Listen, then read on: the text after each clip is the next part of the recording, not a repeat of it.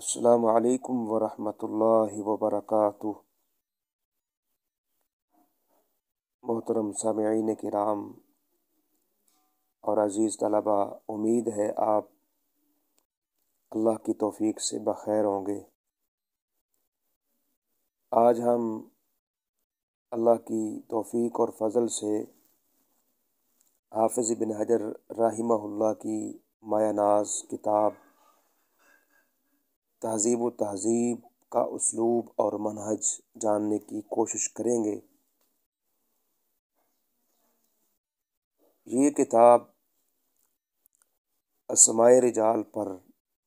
بالخصوص کتب ستہ کے جو رجال ہیں ان پر مشتمل ہے۔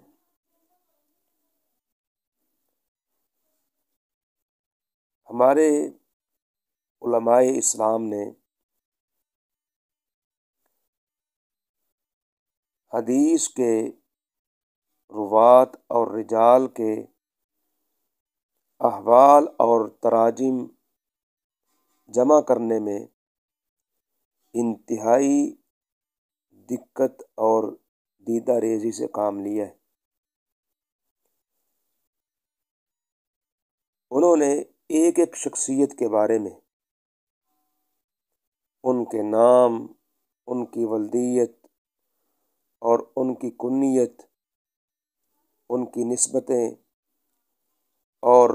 ان پر بیان کی گئی جرح و تعدیل کا کھوج نکالا ہے۔ پھر ان کے اساتذہ کرام، تلامذہ، علمی سفر،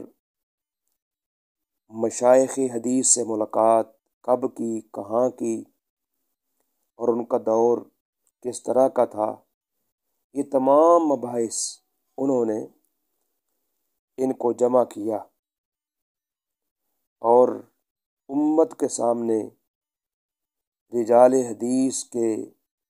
عمدہ احوال اور سوانح پر مشتمل کتابیں سامنے لائے۔ یہ بہت ہی ایک کمال کا علم ہے اسماء رجال کا۔ اس پر حضرات صحابہ کے دور سے ہی اس فن میں گفتگو ہوتی چلی آئی ہے۔ بہت سے علماء اس فن میں عصر صحابہ سے لے کر متاخرین کے عہد تک گفتگو کرتے آئے ہیں۔ حضرات صحابہ میں حضرت عبداللہ بن عباس، حضرت انس بن مالک، تابعین میں امام شعبی اور محمد بن سیرین، اور اسی طرح عصر تابعین کے آخر میں امام اعمش، امام شعبہ، امام مالک، اور ان کے قریبی طبقہ میں امام عبداللہ بن مبارک، امام سفیان بن عیینہ، امام عبد الرحمن بن مہدی۔ یہ جو حضرات ہیں انہوں نے جرح و تعدیل پر گفتگو کی ہے، اور پھر امام یحییٰ بن معین، علی بن مدینی، احمد بن حنبل، امام بخاری، ان کے دور میں یہ جو فن تھا اپنا نقطۂ عروج کو پہنچ گیا۔ ان علماء نے بہترین کاوشیں اور بہترین خدمات انجام دی، ہر راوی کے بارے میں عمدہ بحث کی ہے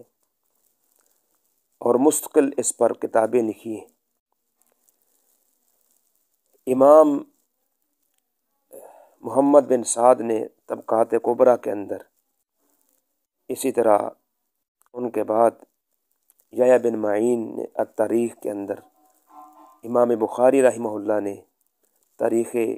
صغیر، تاریخ کبیر، تاریخ اوسط، اس طرح ضعفاء کے اندر، اس طرح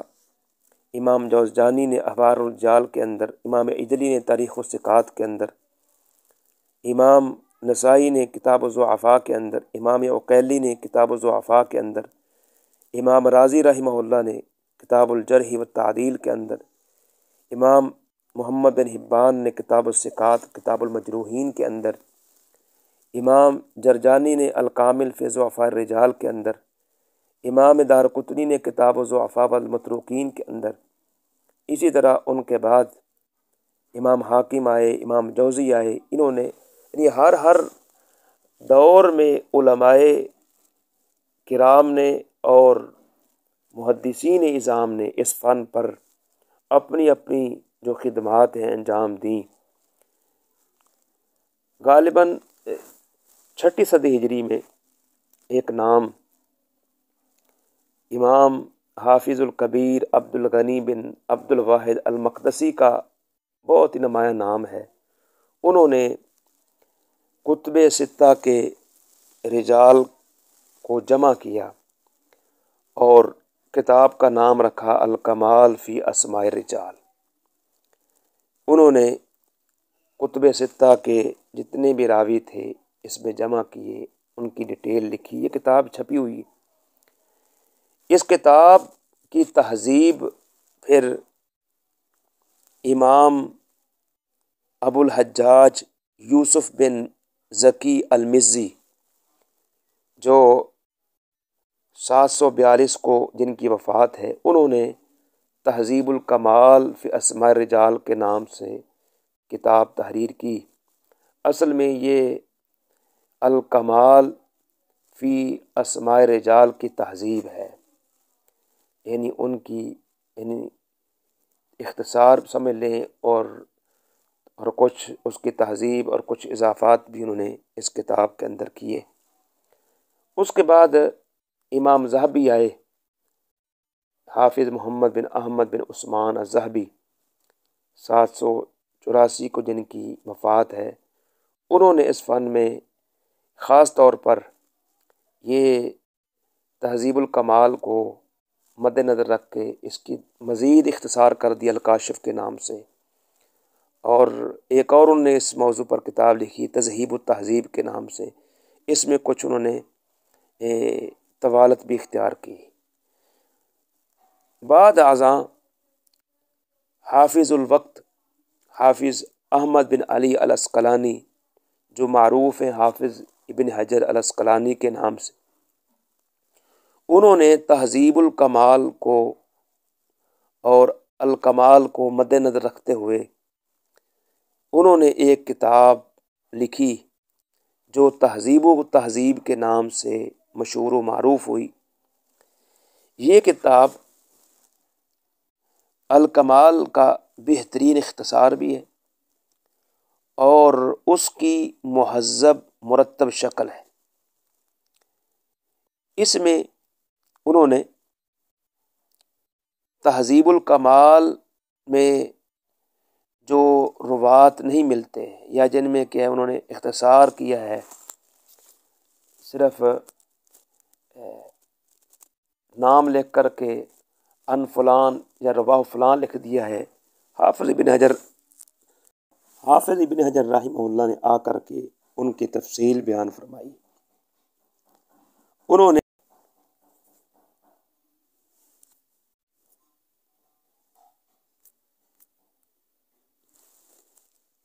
تذہیب و تہذیب جو ذہبی کی کتاب ہے، جو انہوں نے اضافات کیے تھے، اس کو بھی اس میں جمع کر دیا، اور اسی طرح جو امام مزی رحمہ اللہ نے کمال کے کچھ تراجم حذف کیے تھے ان کا بھی تذکرہ کیا ہے، اور اسی طرح مزید انہوں نے بہت سارے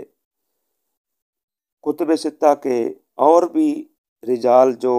امام ذہبی سے امام مزی سے رہ گئے انہوں نے اس میں اضافے کیے، اور اسی طرح انہوں نے حافظ علاء الدین مغلطائی جو انہوں نے تہذیب الکمال پہ کام کیا ہے اس سے بھی انہوں نے فائدہ اٹھایا ہے۔ بہرحال اسماء رجال پر خاص طور پر کتب ستہ کے جو رجال ہیں ان پر یہ تہذیب و تہذیب حافظ ابن حجر رحمہ اللہ کی ایک بہترین کاوش ہے، بہترین اور عمدہ خدمت ہے۔ یاد رکھیے جو مدرسین بالخصوص کتب ستہ پڑھاتے ہیں ان کے سامنے یہ کتاب ہونی چاہیے تہذیب و تہذیب، کم از کم جو حدیث پڑھا رہے ہیں، بالخصوص سنن کا وہ درس دے رہے ہیں یا سنن کو پڑھ رہے ہیں، اور راویوں کے جو احوال ہیں ان کا جاننا انتہائی ضروری ہے۔ یہ راوی کس قسم کا ہے، ثقہ ہے، غیر ثقہ ہے، ضعیف ہے، یعنی کس درجے کا ہے۔ تو یہ جو کتاب ہے تہذیب و تہذیب، اس بارے میں ایک عمدہ ایک کتاب ہے۔ اب آتے ہیں ہم حافظ ابن حجر رحمہ اللہ نے جو اس کتاب کے اندر اسلوب و منہج اختیار کیا ہے وہ کیا ہے۔ سب سے پہلی بات تو یہ ہے، حافظ ابن حجر رحمہ اللہ نے اسی ترتیب کو ملحوظ رکھا ہے جو الکمال کے اندر ہے یا اسی طرح تہذیب الکمال کے اندر ہے۔ راوی کا یعنی تذکرہ انہوں نے حروف تہجی کے اعتبار پر مرتب کیا ہے۔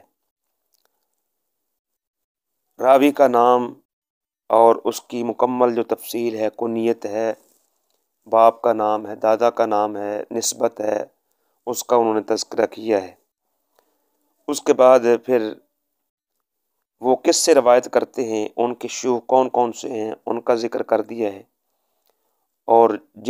جنہوں نے ان سے روایت اخذ کی ہے ان کے نام ذکر کر دیے ہیں۔ شروع میں رموز کا بھی ذکر کر دیا ہے کہ اس راوی کی حدیث کس کس کتاب کے اندر آتی ہے، مثلا بخاری میں ہے، مسلم میں ہے، ترمذی میں ہے، نسائی میں ہے۔ جو رموز علامہ مزی نے نقل کیے تھے وہی رموز انہوں نے یہاں اپنی تہذیب و تہذیب کے اندر نقل فرما دیے ہیں۔ مثلا سین قاف یا خا میم سین کے نام سے، یعنی یہ جو حدیث یعنی ان کی حدیث کس کتاب کے اندر آتی ہے وہ ذکر فرما دیا ہے۔ اس کے بعد پھر وہ جرح و تعدیل ائمہ کرام سے نقل فرما دیتے ہیں، جنہوں نے ان پر جرح کی ہے یا تعدیل بیان فرمائی ہے، حافظ ابن حجر رحمہ اللہ وہ ذکر فرما دیتے ہیں۔ ان کے اسلوب میں تیسرے نمبر پر یہ بات بھی شامل ہے کہ وہ جرح و تعدیل کے جو معروف اقوال ہیں ان پر اکتفا کرتے ہیں۔ انہوں نے تہذیب و تہذیب کے اندر یا الکمال کے اندر جو حدیث ذکر کی تھی انہوں نے ان کو حذف کر دیا ہے، کیونکہ ان سے کتاب طویل ہو گئی تھی تہذیب الکمال وغیرہ۔ تو حافظ ابن حجر رحمہ اللہ نے آ کر کے یہ کام کیا کہ حدیث کو انہوں نے حذف کر دیا ہے، صرف جرح و تعدیل کے اقوال پر اکتفا کیا ہے۔ نمبر 3، اسی طرح راوی کے جو اساتذہ ہیں، شیوخ ہیں اور تلامذہ اگر بہت زیادہ ہیں تو حافظ ابن حجر رحمہ اللہ نے جو ان کے معروف شیوخ ہیں، معروف اساتذہ ہیں یا تلامذہ ہیں، انہی پر اکتفا کیا ہے۔ لیکن اگر ترجمہ راوی کا بہت مختصر ہے، پھر انہوں نے کہ ہے راویوں کے شیوخ ہیں یا اسی طرح تلامذہ ہیں ان کو حذف نہیں کیا ہے۔ اس طرح اگر کوئی درمیانے درجے کا ترجمہ ہے، نہ زیادہ لمبا لکھا ہوا ہے نہ کم ہے، درمیانہ ہے، تو پھر شیوخ اور تلامذہ کا ذکر کرنے پر وہ اکتفا کر جاتے ہیں۔ اسی طرح حافظ ابن حجر رحمہ اللہ کے اسلوب میں ایک منہج، ایک طرز اور طریقہ یہ بھی شامل ہے کہ اگر کوئی راوی صرف ثقہ سے روایت کرتا ہے تو پھر وہاں وہ ان کے تمام شیوخ کا تذکرہ کر دیتے ہیں یا اکثر شیوخ کا ذکر کر دیتے ہیں، جیسا کہ امام شعبہ بن حجاج ہیں یا امام مالک ہیں وغیرہ۔ ان کے یعنی ترجمے میں انہوں نے جتنے شیوخ ہیں وہ ثقہ سے روایت کرتے ہیں ان تمام کا انہوں نے تذکرہ فرمایا ہے۔ اسی طرح تہذیب الکمال کے کسی راوی کو انہوں نے حذف نہیں کیا ہے۔ تہذیب الکمال میں جتنے حافظ مزی رحمہ اللہ نے رجال ذکر کیے ہیں، راوی ذکر کیے ہیں، ان کا انہوں نے ذکر کیا، بلکہ اس پر اضافہ کیا ہے، جو ان کی شرط پر تھے انہوں نے کیا کیا ہے، اس پہ اضافہ فرمایا ہے۔ بلکہ میں نے پہلے بھی بات ذکر کی ہے کہ جو حافظ مزی سے راوی کتب ستہ کے رہ گئے تھے، حافظ ابن حجر رحمہ اللہ نے ان تمام کو تہذیب و تہذیب میں ذکر فرما دیے ہیں، تو گویا کہ یہ جامع کتاب بن گئی۔ اسی طرح جو زائد مستقل راویوں کے تراجم ہیں، وہاں انہوں نے راوی کا نام اور اس کا باپ کا نام وہ ذکر کیا ہے، ساتھ ڈیٹیل دے دی ہے، اور تراجم کے درمیان انہوں نے پھر جو اضافات کیے ہیں ان کے آغاز کے اندر وہ قلتو کہہ کر کے پھر اضافہ کر دیتے ہیں۔ یعنی حافظ مزی رحمہ اللہ نے مثلا کسی راوی کے بارے میں بحث کی تھی، تو اس کے بعد مزید جو حافظ ابن حجر رحمہ اللہ کو اقوال ملے ہیں متقدمین کی کتابوں میں سے، وہ قلتو کہہ کر کے اس میں پھر وہ مزید کیا کر دیتے ہیں، اضافہ فرما دیتے ہیں۔ اسی طرح جو راوی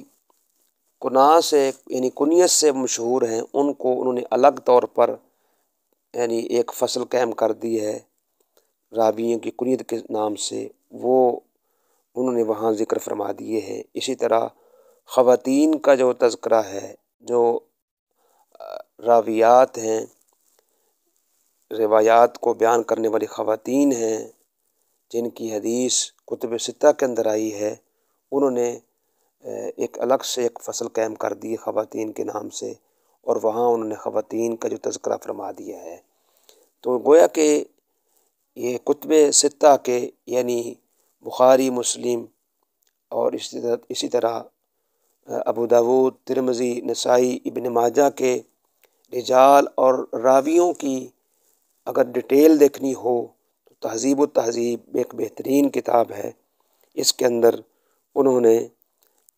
بہت ہی عمدہ اسلوب اختیار کیا ہے۔ تو یہ ایک سرسری طور پر ایک اسلوب اور منہج میں نے آپ کے سامنے رکھا ہے۔ مزید جو صاحب ذوق پڑھنا چاہتے ہیں وہ تہذیب و تہذیب کا مقدمہ لازمی پڑھیں، بلکہ جو بھی آپ کتاب آپ پڑھنا چاہتے ہیں اس کتاب کا مقدمہ آپ لازمی پڑھا کریں، کیونکہ مصنف یا مؤلف اکثر وہ اپنا جو منہج ہوتا ہے، اسلوب ہوتا ہے،